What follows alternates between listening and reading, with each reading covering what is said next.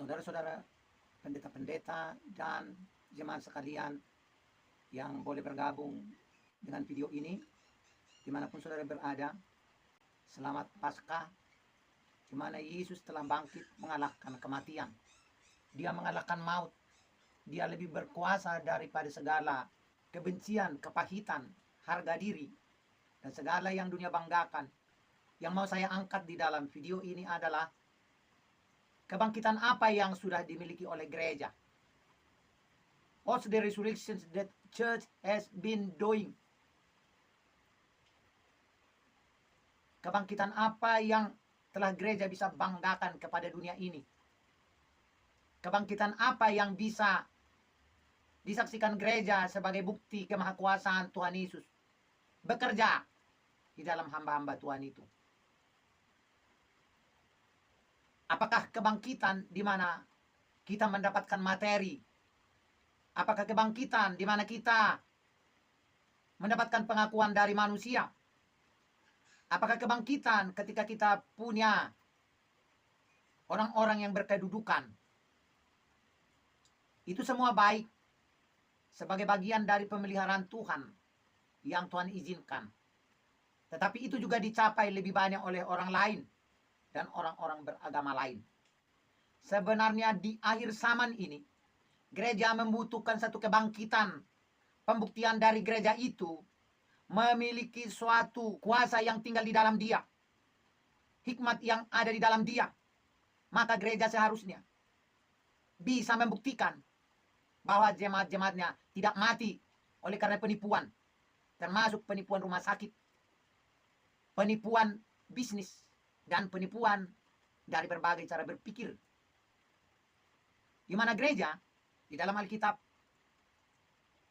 pada teguran Yesus mengenai gereja-gereja itu, di mana mereka bersekutu dengan Bileam, mereka bersekutu dengan Mamon, mereka bersekutu dengan berah yang terdapat pada Daud. Ketika dia mau membesarkan dirinya, Daud membesarkan dirinya dan mengabaikan bahwa Allah harus dipertontonkan kepada dunia. Seperti pada masa dia menaruh Tuhan tinggal di dalam dirinya, di dalam hatinya, dalam pikirannya. Sebagai satu-satunya kuasa, sebagai satu-satunya kebesaran, sebagai satu-satunya yang dia banggakan. Apakah betul bahwa kita sedang membanggakan Tuhan? Tentu saya percaya bahwa narasi khotbah-khotbah dan narasi puji-pujian dan narasi berbagai tampilan program-program dan liturgi ibadah, semuanya itu memang ditampilkan dengan bunyi-bunyian yang berkata, terpujilah Tuhan, terpujilah Raja, terpujilah Juru Selamat, terpujilah Bapa, terpujilah Roh Kudus. Tetapi ketika itu hanya nyanyian, ketika itu hanya kata-kata, ketika itu hanya bungkusan dari sesuatu yang kosong, maka disebutlah oleh Alkitab, oleh Tuhan sendiri, bangsa ini memuliakan aku dengan mulutnya, tetapi hatinya jauh daripadaku. Terasa gereja sudah kehilangan kuasa. Terasa gereja sudah kehilangan di mana yang maha kuasa tinggal di dalam dia. Dan gereja sudah bangga ketika dia boleh diakui oleh raja-raja di dunia ini. Dan mereka banyak ingin menjadi raja serta penguasa, baik di dalam gereja itu sendiri. Dan kalau bisa, saling mengalahkan di antara mereka. Tetapi kebangkitan Yesus adalah mengalahkan maut, mengalahkan sakit penyakit, membuat hamba Tuhan berkata, Tuhan Yesus Maha Kuasa. Bukan berkata, dan seperti doa-doa yang toleran, supaya Tuhan memberikan damai sejahtera kepada bangsa kami. Dan berkata, pakailah pemerintah untuk membagi-bagi sembako, supaya memberkati warga jemaat kami. Oleh karena gereja tidak punya beras. Oleh karena pendeta-pendeta tidak sanggup menyumbangkan beras kepada jemaatnya. Lalu kita berdoa, pakailah pemerintah.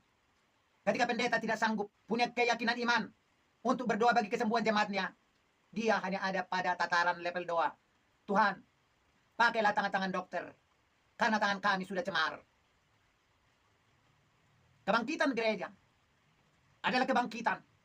Di mana orang-orang percaya dan murid-murid itu sanggup memberikan nyawanya, sanggup bertaruh menghadapi segala tantangan-tantangan yang dialami oleh para pengikut Tuhan.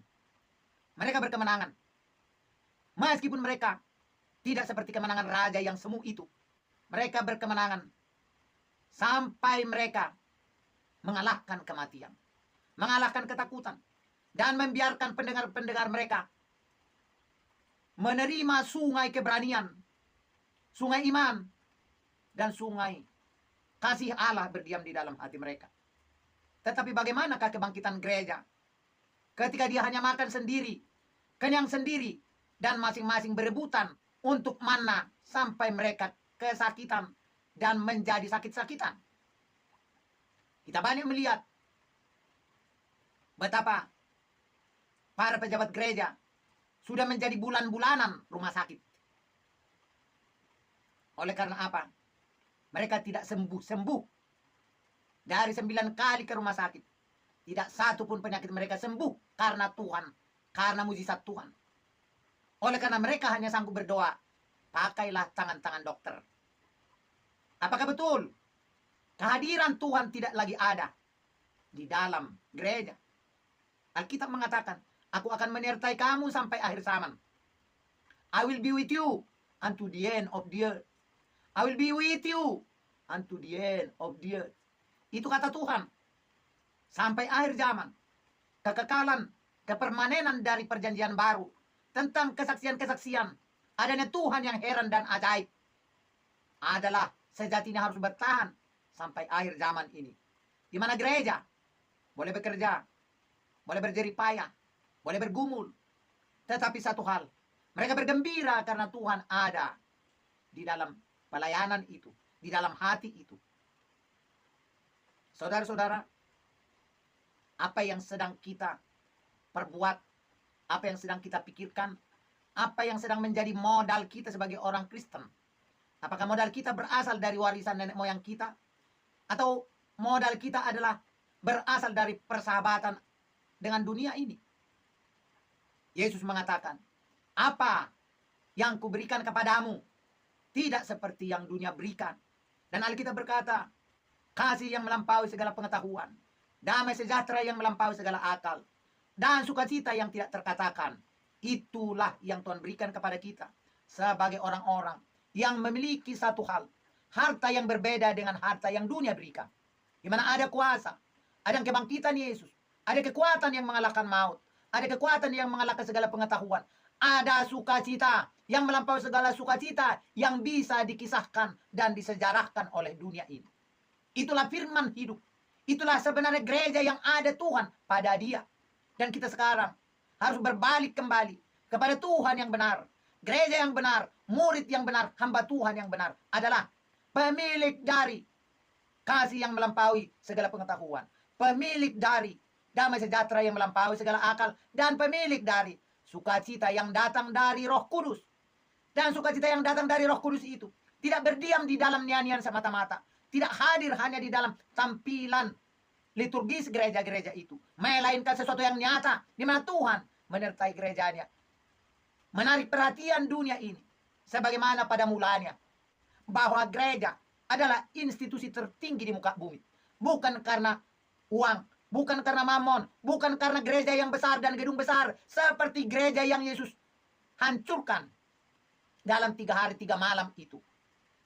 Seperti Yesus yang telah menubuatkan di mana rumah ibadah yang dibangun oleh tangan-tangan manusia, sebetapapun dibangun berdasarkan modal emas dan perak.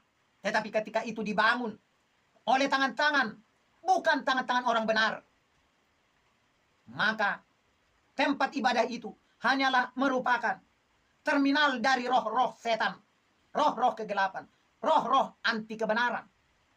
Saudara-saudara, kebangkitan Tuhan Yesus adalah kebangkitan untuk mengalahkan dunia, untuk mengalahkan kepalsuan, untuk mengalahkan hikmat yang menipu, yang datang berdasarkan ayat-ayat seperti yang disampaikan oleh Farisi dan Saduki itu. Di mana tujuan dari agama itu hanyalah bagian yang berjalan sejajar di samping daripada keinginan dunia dan raja-raja itu. Gereja harus bangkit dari sebuah faham, dari sebuah filosofi palsu, dari sebuah penanaman berpikir seolah-olah ketika gereja itu telah berlangsung turun-temurun. Itu adalah sesuatu yang harus dipertahankan. Tetapi tanpa melihat bagaimana firman Tuhan, bagaimana kebenaran tentang gereja, bagaimana kebenaran tentang hamba Tuhan, bagaimana kebenaran tentang menyampaikan firman, bagaimana kebenaran tentang penyertaan Tuhan, bagaimana kebenaran tentang Roh Kudus, baptisan Roh Kudus, kuasa Roh Kudus, dan segala sesuatu yang dinyatakan oleh gereja mula-mula itu. Gereja mungkin sibuk di dalam dunia teologi yang saling membangun perbendaharaan, membela alma mater gerejawinya, sehingga kita kehilangan bobot yang nyata dari kesejatian gereja. Saudara-saudara yang kekasih dalam nama Tuhan, saya ingin membangun sebuah pikiran kepada kita. Bukan berdasarkan satu kehadiran pribadi atau institusi, tetapi firman Tuhan harus kita periksa dan berbalik kepada kebenaran yang sejati. Tidak bergumul, tidak hanya berjuang, tidak hanya membela-bela komunitas masing-masing, tetapi apa kata Tuhan di dalam Alkitab. Itulah yang dicari orang-orang yang memang sungguh-sungguh mencari kebenaran. Saudara-saudara yang kekasih dalam nama Tuhan, jemaat-jemaat Tuhan, carilah hamba Tuhan, carilah gereja Tuhan, carilah Roh Kudus yang benar, seperti Alkitab menjelaskannya.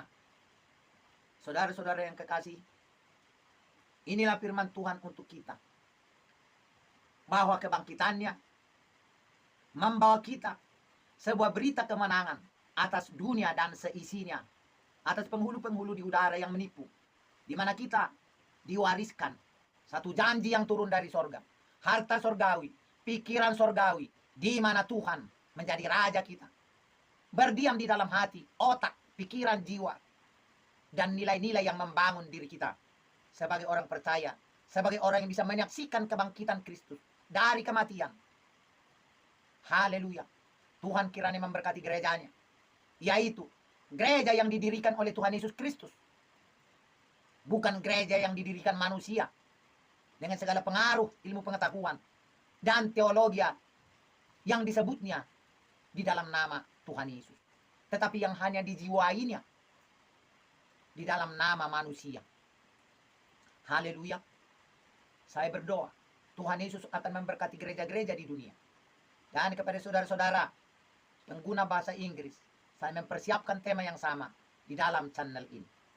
Haleluya, dalam nama Tuhan Yesus memberkati kita. Kasih karunia Bapa Sorgawi yang melampaui segala pengetahuan, damai sejahtera yang melampaui segala akal, dan sukacita yang datang dari Roh Kudus memenuhi kita dan tinggal dalam hidup kita mulai sekarang sampai selama-lamanya. Amin.